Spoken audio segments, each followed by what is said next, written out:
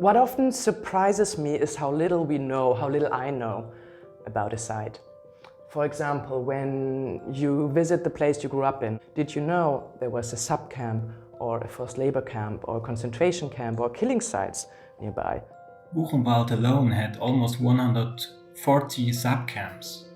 To me, safeguarding sites means working with the people that are dedicated to keep the memory of the victims alive. People arrive in Berlin, of course they know about the Holocaust, but actually going to a place like Sachsenhausen, that really makes it real. Safeguarding Holocaust sites means action, educate, and enlighten people in some case. I remember not only going there, but I remember what it felt like.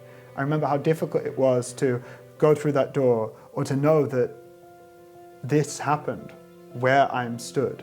Safeguarding sites means that people protect artifacts and historic remains. It means that people research what actually happened at a place. When I came to the site, I found out that there was a pig farm built on almost top of the former so-called gypsy camp.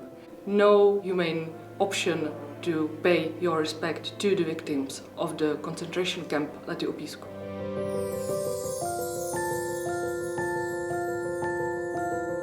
If we don't invite questions, we don't really address issues of injustice. Safeguarding sites is an educational experience for me, and I think that is the main goal in order to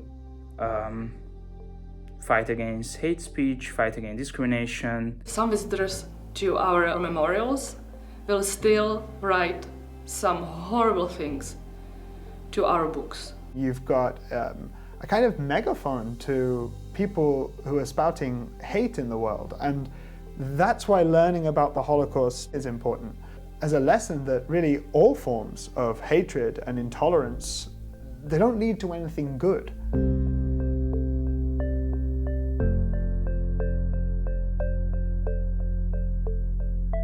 We have to care about those who died there, those who survived, those who were transported, and those whose families were ripped apart.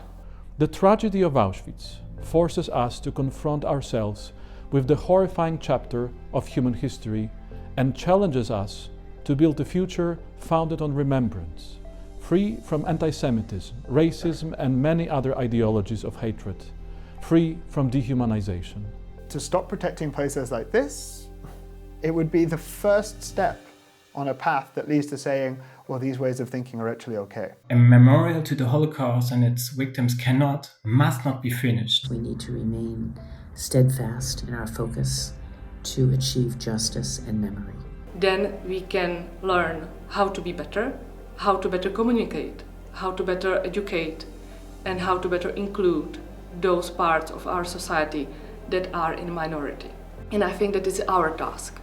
Our task as a majority to learn and to try to include all parts of society, so this will not happen ever again. Our memory of looking back into the darkness can inspire a future grounded in compassion, understanding, freedom, and justice.